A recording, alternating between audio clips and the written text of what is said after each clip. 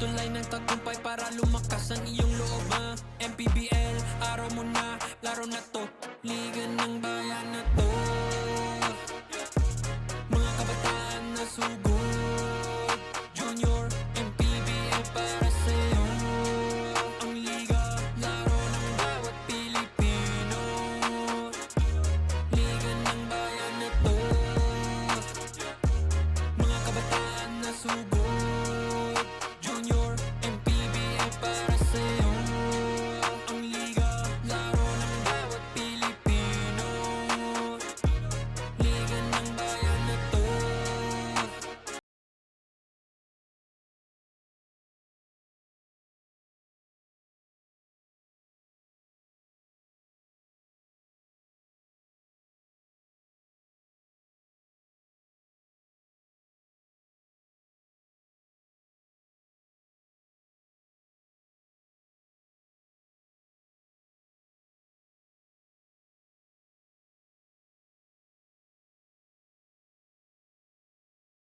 Sugod, Junior, MPBL para sa'yo. Ang liga ng bawat batang Pilipino, liga ng bayan na to. Klaro na to, huwag kang sumuko sa gustong gawin. Isang pangarap, isang tagumpay, gabay at pag-asa ng bayan. Landas pagbabago, pag-asa, ikaw ang mahalaga. Iba't iba, pero isang halaga. Nagkakaisa, nagmamahalan, nagtutulungan, liga ng bayan na to. Mga kabataan na sugod, Junior, MPBL para sa'yo.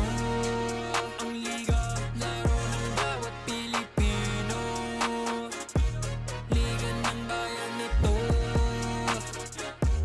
Mga kabataan na sugod, Junior, MPBL para sa'yo.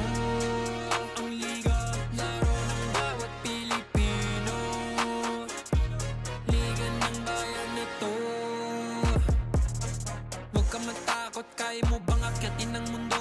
Bawat bukas may pag-asa sa'yo, ito ang tulay ng tagumpay para lumakas ang iyong loob, MPBL, araw mo na, laro na to, liga ng bayan na to. Mga kabataan na sugod, Junior, MPBL para sa'yo. Ang liga, laro ng bawat Pilipino,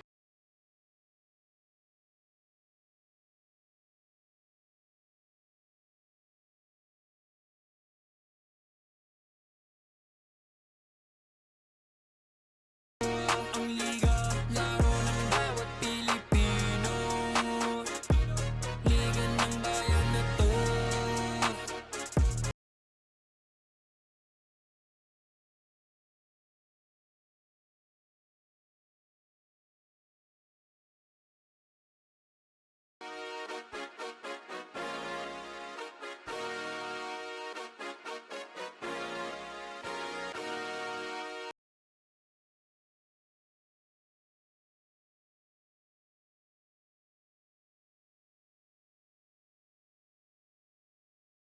Nasugod, Junior, MPBL para sa'yo. Ang liga ng bawat batang Pilipino, liga ng bayan na to. Klaro na to, huwag kang sumuko sa gustong gawin. Isang pangarap, isang tagumpay, gabay at pag-asa ng bayan. Landas pagbabago, pag-asa, ikaw ang mahalaga. Iba't iba, pero isang halaga. Nagkakaisa, nagmamahalan, nagtutulungan, liga ng bayan na to. Mga kabataan na sugod, Junior, MPBL para sa'yo. Ang liga, laro ng bawat Pilipino, liga ng bayan na to. Mga kabataan na sugod, Junior, MPBL para sa'yo. Ang liga, laro ng bawat Pilipino,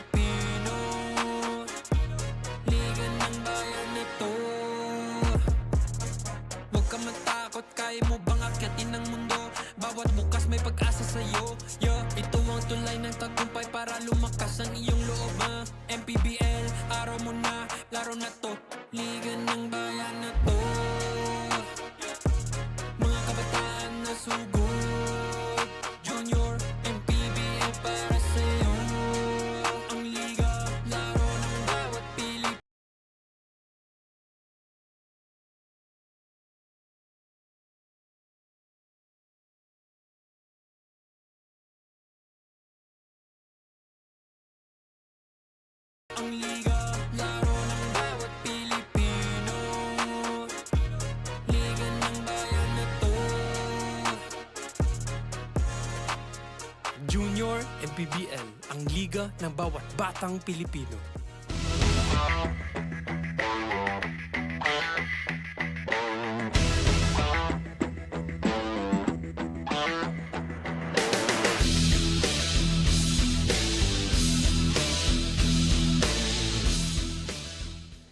One game down, 4 to go in this play-in Sunday dito sa Manny Pacquiao's Junior MPBL Season 3, ang liga ng bawat batang Pilipino. Live pa rin tayo dito sa loob ng Divine Light Academy in Las Piñas. Again, for the continuation of our play-in Sunday.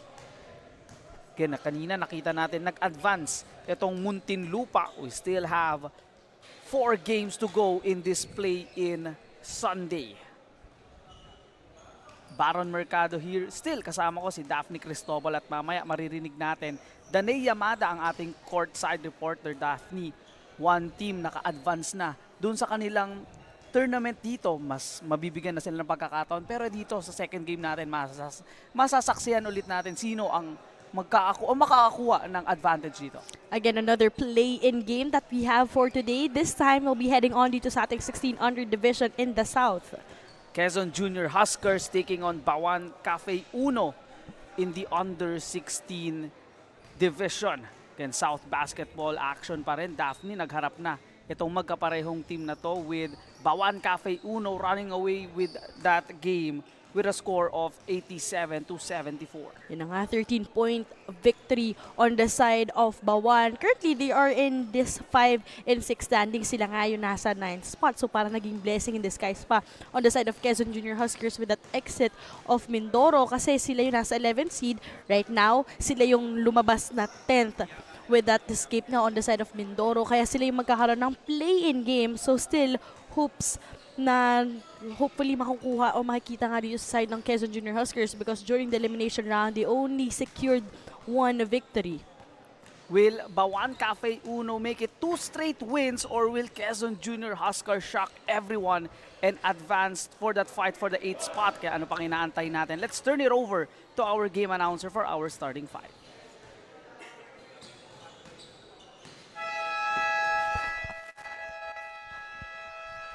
Good morning, everyone, and welcome to Manny Pacquiao's Junior MPBL Season 3, ang liga ng bawat batang Pilipino. 16 other division between the BAUAN Cafe Uno and Quezon Junior Huskers here at Divine Light Academy, Las Piñas City. Now let us meet the starters first for BAUAN Cafe Uno. Starting guard number 8, Martin Borrales. To guard number 20, Kael Barha. At forward number 21, Calvin Gonzalez. Other forward number 6, Rai Villaruz. And at center number 61, Jeremiah Antolin. The head coach is Joel Gragasin. Assisted by JJ Flores, Londo Dasal, and Carlo Gragasin. And now let us meet the starters for the Quezon Junior Huskers. One guard number 13, Alaric 10. Two guard number 0, Jacob Mariano. At forward number 27, Ryle Sanchez. Also at forward number 81, Rafael Madrideo. And starting center number 35, Giros Flores. The head coach of the Junior Huskers is Mark Pangilinan. His assistants are Miguel Balabag, J.K. Casinio, Nathan Benjamin, Carl Bancoro, Jericho Santos, and Chris Peñafiel.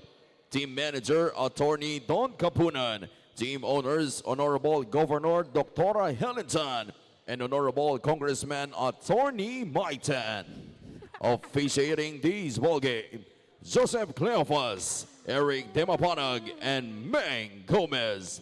Junior MPBL Executive Director, Mr. Jer Navarro.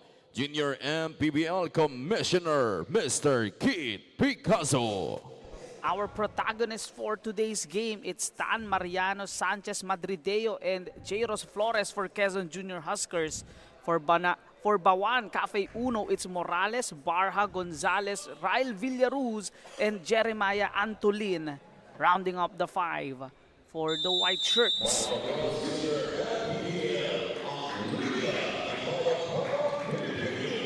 Second play-in game dito sa Manny Pacquiao's Junior MPBL Season 3.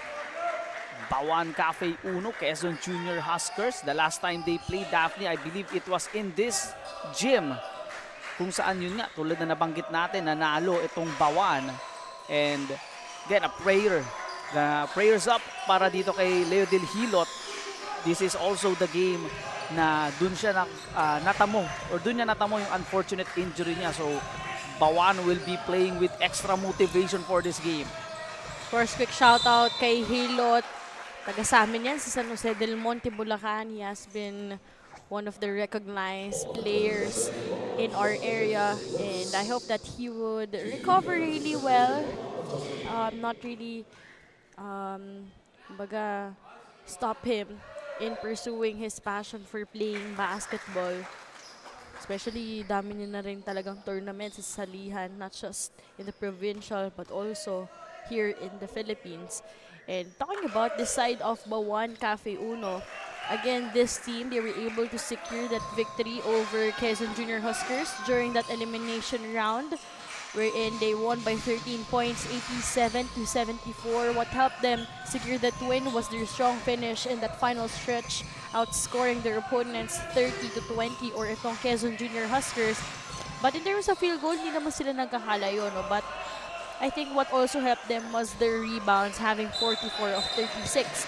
But right now, I think that will be placed into test, knowing that they only have 9 guys. Actually, mas marami naman to kumpara sa nangyari ng ating unang laro. Pero meron silang 9 players for Coach Joel Gragasin. Kanina nabanggit mo for Muntinlupa only having 6 players, pero that didn't stop them to enter the next stage of our tournament. Madrideo secures the first point for Quezon Junior Huskers. Isa rin sa mga babantayan natin dito, Daphne, itong si Madrideo. Antolin will try to at least counter him inside. But Ryle Villaruz entering the scoring column. Again, for both coaches, Coach Pangs Pangilinan, Coach Joel Gragasin, part of the All-Star game in our executives games. Coach Pangs, syempre, MVP lang naman. Back-to-back MVP lang naman si Coach Pangs. Pero as teammates during that executive All-Star games, ngayon, magkalaban muna si Coach Joel at si Coach Pangs. Coach Pangs, I believe, had 8 3-pointers on that All-Star game. No, setting a record, I believe, dun sa ating event. Tignan natin kung mahahawaan niya ang kanyang mga players dito. Will try to reload again. Bitin in second attempt. Energy of Quezon Junior Huskers good in this opening quarter so far. Another 3 attempt, this time in the corner. That drops in. That's a long 2 for Sanchez, knocking down that corner. Knowing that Sanchez has been one of the main gunners in that loss contra BAUAN, he actually scored 16 points. Big showing for him. Pero only averaging 9.7 points per game, so we could expect Riley Sanchez once again to help out itong Quezon Junior Huskers. Again, this is a play-in format. Ang nahabang po ay Muntinlupa sa 8th spot. So next week, whoever wins in today's game, yun ang makakalaban itong Muntinlupa to go for that 8th seed. Basket goes in kanina for Calvin Gonzalez. Mintis on the other side. Itong si Barha, one of their key players for BAUAN para sa Quezon. Yun nga, tulad ng sabi mo kanina sa ating pregame, sa exit ng Mindoro, they are the next team down. They went up and they will at least try to take advantage of this opportunity. Pero itong si Antolin, just too big for this Quezon team. Antolin with 4 points immediately here in chapter number 1. And for sure, if you're Quezon Junior Huskers, you also got that liberty to go for those outside shots. Although not really their strength, with their series of ups and downs here in this elimination round. But knowing that your coach is a good outside shooter, for sure that's something that this team wants to also incorporate during games. Sabi mo nga, no, up and down ang Quezon Junior Huskers dito. They are on a big losing skid heading into this game. Susubukan nilang makuha talaga one of the biggest win of their tournament, or in the tournament I should say, if they are successful against BAUAN. Pero yun nga, if you are BAUAN, you have that extra push dahil nga kay Hilot. Defense collapse here on the side of the Quezon Junior Huskers in that sequence.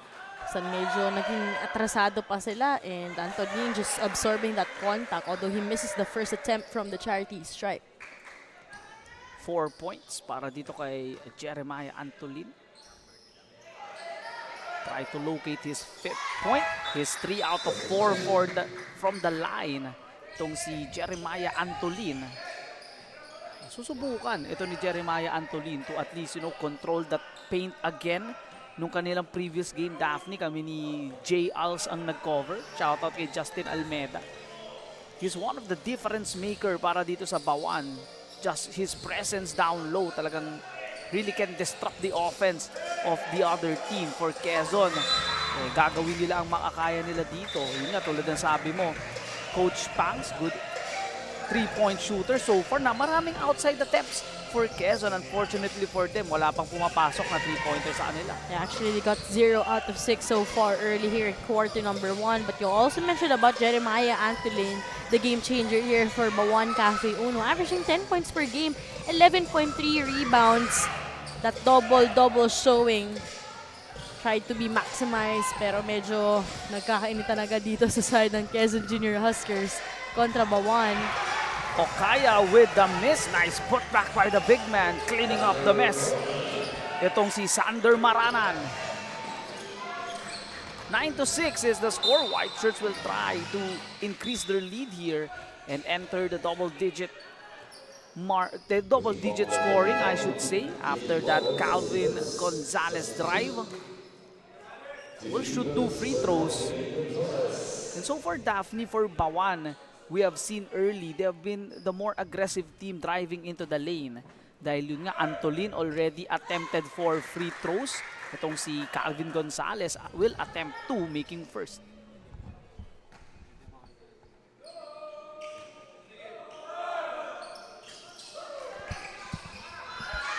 Gonzalez missing the second. Tried for the putback. Cedric Okaya is in here for Quezon Junior Huskers. Will give it to Jacob Mariano, who lost the ball in the process. Will be trying to counter ay itong BAUAN. Nice steal by Gonzalez. Antolin, nice pass inside. Goes for that reverse tough finish. Maranan secures the rebound. Will try to take advantage is Mariano. Goes for the drive, kicks it out. Okaya from the corner, that won't drop. Running start for BAUAN. Patient on the offense. Good hustle on the defense para dito sa Quezon Junior Huskers. Not allowing that easy basket to go in. So that would be a foul against BAUAN Cafe Uno in that sequence as Flores went down.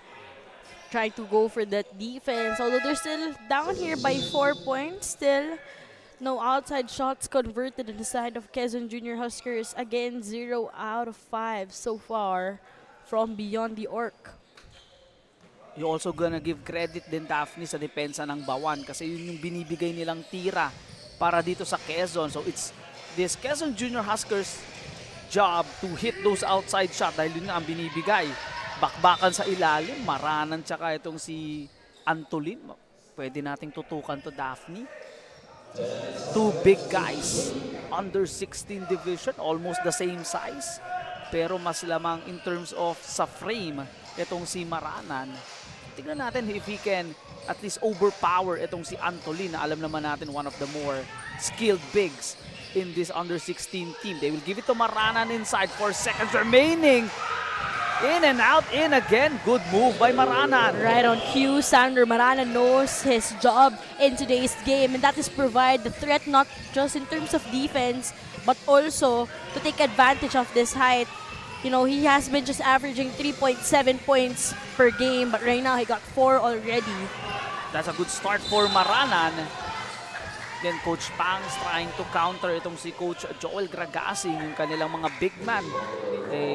Magkikiskisan dyan sa ilalim, trying to provide for the offense. Then on the defensive side, kanina, itong si Morales tried for a layup. Na counter naman ni Maranan on the other side. But we have a foul and Antolin will be at the line. Currently 3 out of 4 shooting at the free throw area.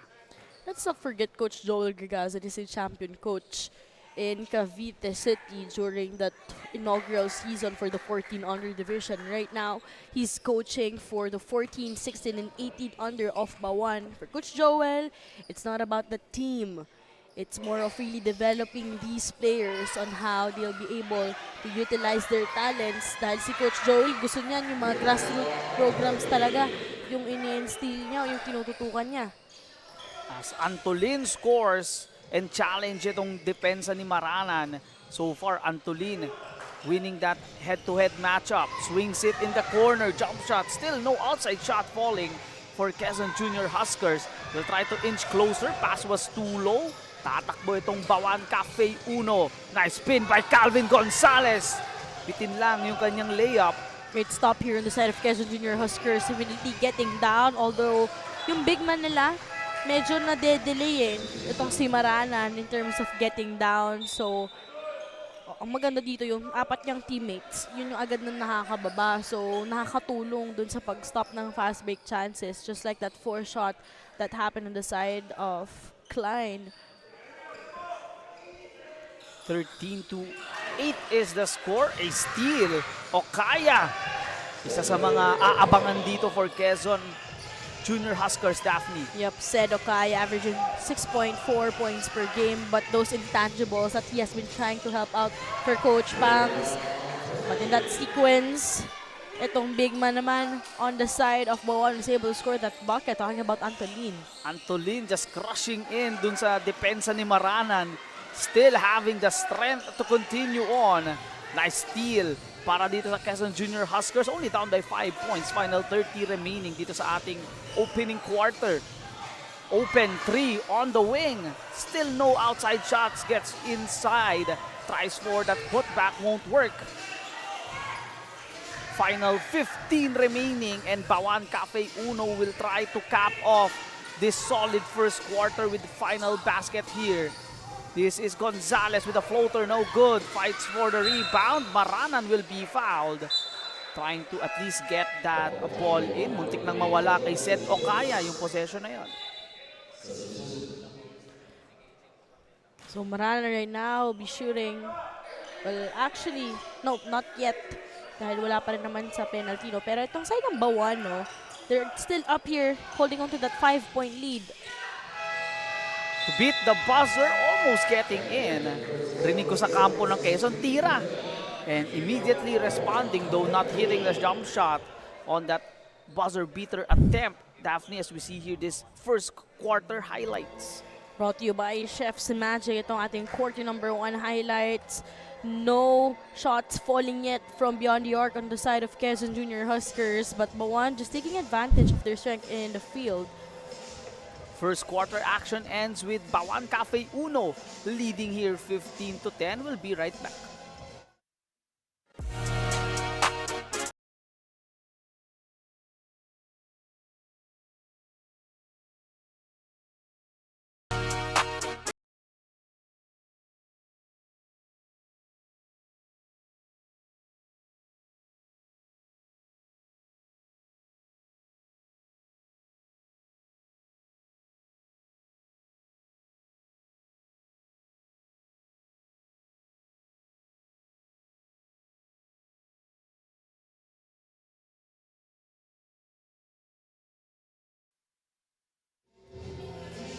We are here at Divine Light Academy Las Piñas for the 16 under match of BAUAN and Quezon Junior Huskers.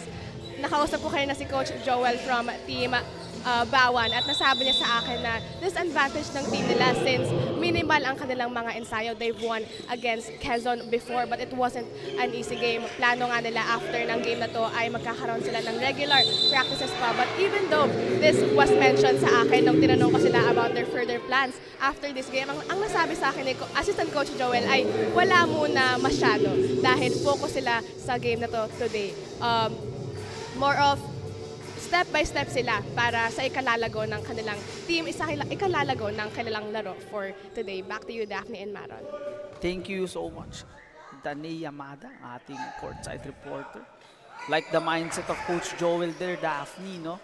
One game at a time, no, only focusing on what is ahead of them in this game. Justo failed for that three-point attempt play. Maranan tried to find Antolin for that fight for the ball on the defensive side. And it's really important for these teams to focus in today's game rather than expecting so much for their squad and knowing that they are currently playing this play-in game kung saan whoever wins this will go up against the 8th seed kung saan Muntinlupa nga yung nakaabang. So taking it one at a time will be able to allow these teams also to just handle the pressure lesser, kumbaga. Okaya's drive didn't go anywhere on that play. 5 seconds remaining. Balik kay Okaya, swings it. 2 seconds to beat the buzzer. No good. Maranan tried to secure the rebound. BAUAN will be on the run. Will try for the attack. Good defensive recovery here by QUEZON. Goes for that wild floater that goes in for Prince Ryan Desder. He didn't really literally attack the basket in that sequence. Knew that there was defense interior activated on the side of Quezon Junior Huskers, but still that long floater worked out well on their end. BAUAN now up by 11 points. Cedric Okaya sends it out. Will try to swing. Open three on the way. That is still no good. For Quezon, Daphne, not falling yung kanilang outside shots even in the second quarter. Yun na nga, they've been getting a lot of attempts but those shots just really missing out on their end. Kumbaga, di ba?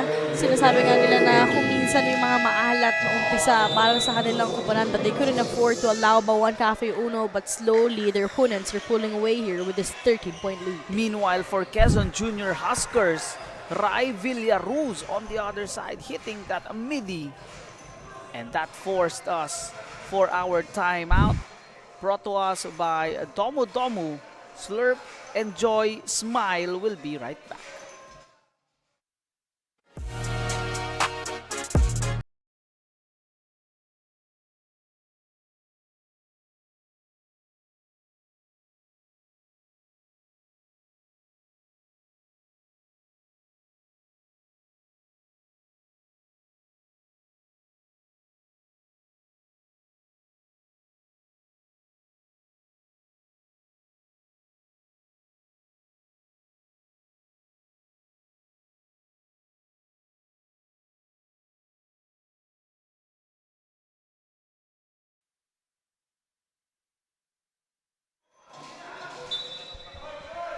Let's see after that timeout if Coach Pangs and his boys can finally end this scoring slump na kanilang kinahuhulugan so far. A 3, another outside shot not falling for Quezon. Still opting for those 3-point attempts.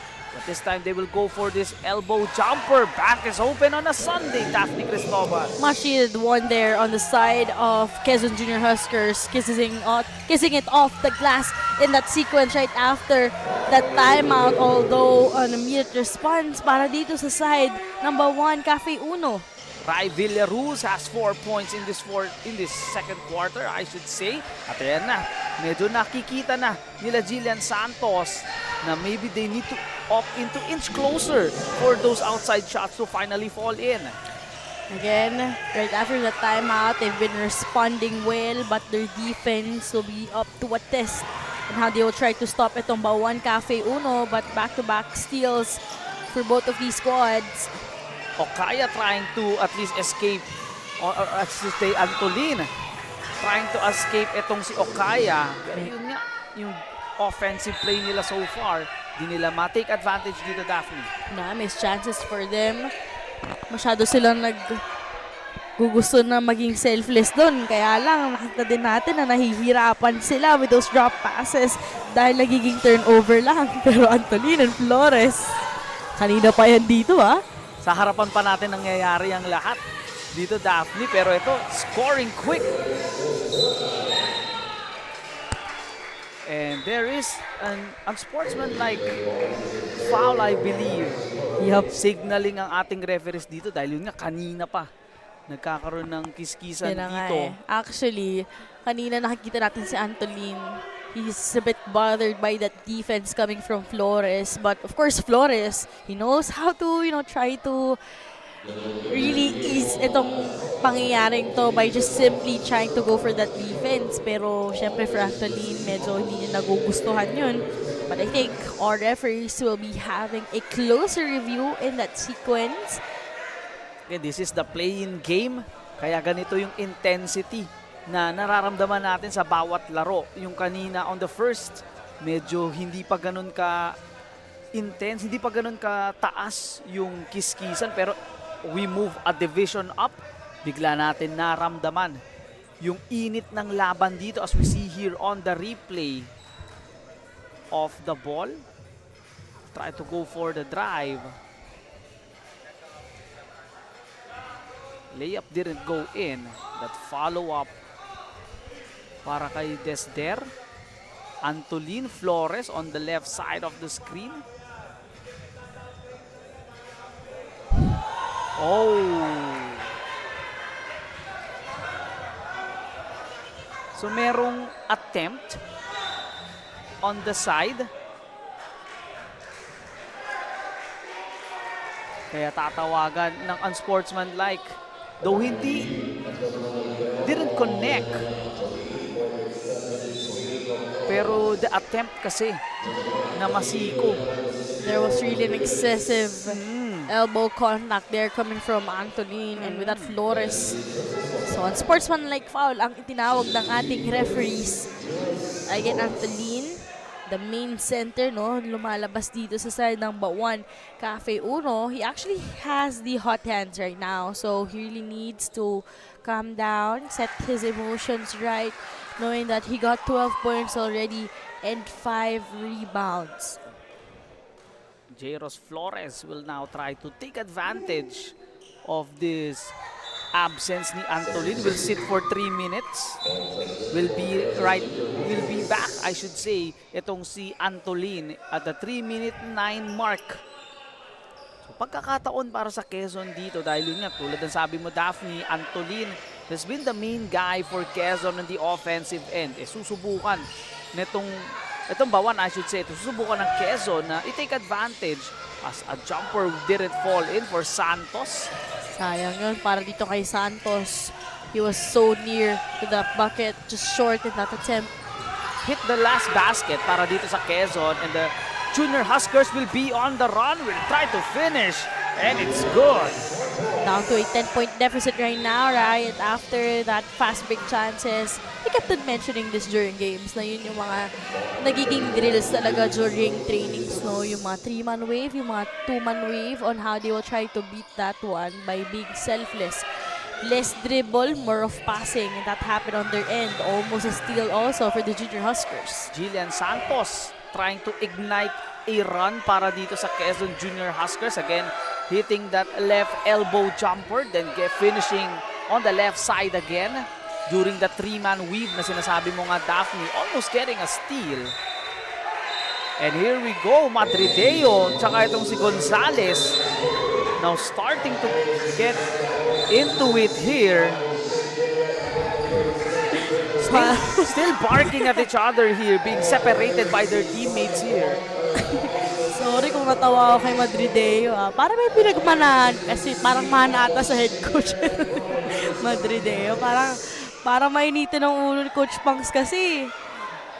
And on the other side, Coach Joel Gragasin, comforting itong si Gonzalez. Again, one of the players that made that run on their first game. Itong si Gonzalez. Again, both teams, both players. Welcome to our play-in Sunday. Yun lang ang masasabi ko. At alam natin, if it's 16 under games, it is a different kind of intensity, but some words we see here from Madrideo and Gonzalez. Oo, grabe. Again, the intensity, double technical ang nakita natin doon. As we see here, tignan natin dito sa angle na yon. Some pleasantries exchange there. No, during Parang that nagbatian stage. lang naman ng Oo, good morning. Good morning. Happy Sunday. Dapat nga masaya pa kayo, nagbatian kayo ng good morning Oo eh. nga. Happy Sunday. Well, that goes to show how crucial this game is for Oo. both of these teams. It's now or never for them to have that opportunity to compete against the 8th seed. And kanina gusto ko rin yung naging sagot ni Jerome Dizon, no, sa interview niya. Sabi niya kanina, they have nothing to lose. So, with that mindset din, siguro it carries din. Double technical foul for number 21 of BAUAN Cafe Uno, Calvin Gonzalez. And number 81 of QUEZON Junior Huskers, Rafael Madrideo. Both for verbal altercation. Ball possession in favor of BAUAN Cafe Uno. So, BAUAN will get the possession, Daphne. Kaya nga nasabi natin. Nag-exchange lang ng pleasantries. Pero tawagan sila ng technical foul. So, Still- double technical foul nga tinawag, no? Dahil pareho naman sila nagpalitan ng salita doon. But I think that also the difference here, no? Is that Antolin is still on the sidelines here for BAUAN Cafe Uno. Again, he got 12 points so far. But we know how Gonzalez could also be reliable here for Coach Joel with this high average of 14.2 points per game. So he is literally a big help of their end with that basket and one. Adding some extra flavor on that floater. Itong si Calvin Klein Gonzalez. Kitang-kita natin yung passion, yung bawi. Gusto talagang gawin dito ni Gonzalez. Again, Coach Joel, reminding itong si Calvin just to keep his cool. They cannot afford to lose another player here for at least 3 minutes. Coach Joel, he was pointing on to his mind, no, to really set aside his emotions. Again, kailangan siya sa larong ito for BAUAN Cafe Uno. Dahil nga, this is a high-intensity game. Winner will play in. Madrideo can't finish. Sabihin ko sana, babawi si Madrideo after the 3-point play by